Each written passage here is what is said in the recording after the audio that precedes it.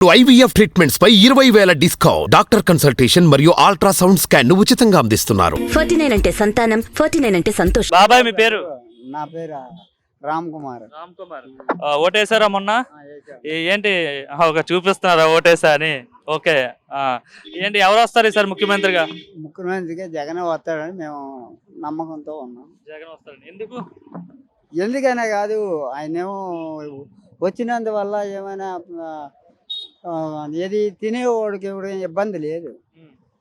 జగన్ వల్ల అందరూ ఇబ్బంది పడుతున్నారు, పేదవాళ్ళు బతకలేకపోతున్నారు. చంద్రబాబు వస్తే చాలా మంచి జరుగుతుంది అంటున్నారు. ఆయన 2 ఏళ్ళు చూపించిన తర్వాత ఆ 2 ఏళ్ళు కూడా చూపించడం వచ్చిన తర్వాత ఎవరు పేదల గురించి వాళ్ళు, ఎందుకంటే వాళ్ళు తాలూకా ఏది ఆయనకి తగ్గట్ట క్యాస్ట్ దీనివల్ల వాళ్ళే చూస్తాడు కానీ పేదల గురించి పట్టించుకునే ఇదేం కాదు చంద్రబాబు విషయంలో.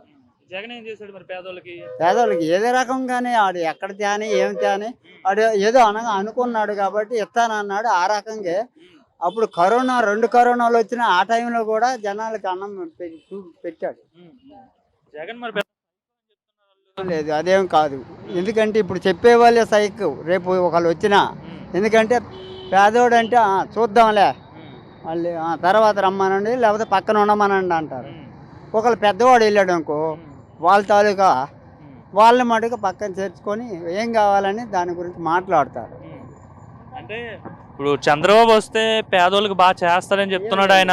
మేనిఫెస్టో కూడా ఇచ్చాడు కదా ఆయన. లేదండి ఏం లేదు. ఇప్పుడు రేపు ఆడపిల్లల అందరికీ ఎంతమంది ఉంటే అంతమందికి అన్నాడు.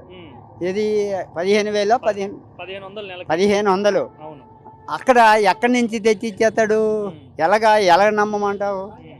మాట చెప్పింది 3 బండలు ఇచ్చేస్తాను అన్నాడు.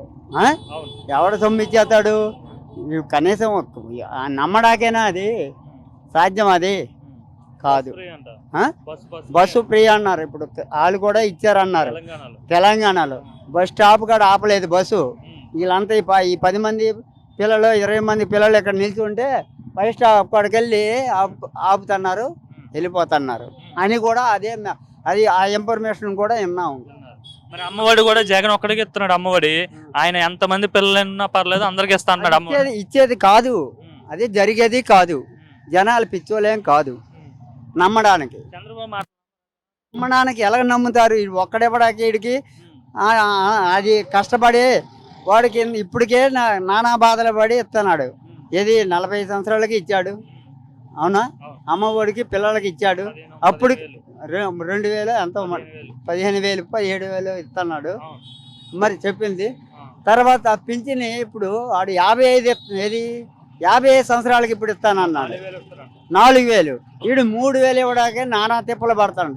అది నమ్మే మాట అది కాదు. ఎలా చూడు ఏమి ఇప్పుడు ఆంధ్రాలో అప్పుడు ముఖ్యమంత్రి కాదా? ఇంతకుముందు ఎన్ని సంవత్సరాలు చేశాడు? 14 ఏళ్ళలోనూ తెలంగాణకి ఇవన్నీ తీసుకెళ్ళి అప్పచెప్పడం ఎందుకు? ఇక్కడే అప్పుడు సృష్టించచ్చుగా కంపెనీలన్నీ. అప్పుడు తెలియదా? అప్పుడు ముఖ్యమంత్రి కాదా ఈయన చంద్రబాబు? అప్పుడు ఆ కంపెనీలు సృష్టిస్తే ఈ చదువుకున్న వాళ్ళంతా నాలాంటి వాడు వదిలేయండి, మీలాంటి వాళ్ళంతా ఎంప్లాయీస్ అవుతారుగా ఈ 14 ఏళ్ళు, అవునా కాదా? అది ఇప్పుడు అది ఎదటోళ్ళని ఇచ్చేయడానికి అది చెప్పే మాటలు కావు. అందరినీ ధనవంతులుగా మారుస్తా అంటున్నాడు. అదేం మార్చేది కాదు. పేదవాడు అందరూ పక్కనే పెడతాడు ఆయన. పేదవాడిని ఎప్పుడు కూడా పైకి తేడా కూడా అన్నాడు. అంటే జగన్ చెప్తాడు కదా, ఇది పేదలకి పెత్తందారులకి యుద్ధం జరుగుతుంది, నేను పేదల పక్షాన్ని నిలబడతానని. బయట నిజంగా అలానే ఉంది సమాజంలో? అలాగే ఉంది వాస్తవం. అది వాస్తవమే. ఇప్పుడు చంద్రబాబు చెప్పే 2 ఏళ్ళు చూపించినంత మాత్రాన ఆయన తర్వాత చేస్తాడని ఎవరికి నమ్మకం లేదు. వాస్తవంగా అన్ని మాట తప్ప, అది వస్తాడని మాకు నమ్మకం ఉంది. కూడా అటువైపు ఉన్నాడు కదా. కళ్యాణ్కి ఏముంది? రాజకీయం అనవసరం. ఎందుకంటే వాళ్ళ అన్నయ్య వచ్చాడు, సక్రంగా అందరి దగ్గర గౌరవంగా ఏది ఓటు వేశారు, ఏదో ఎంతో కొంత గౌరవంగా గెలిచాడు. పక్కన తప్పుకుండా గౌరవంగా అది మంచిదే.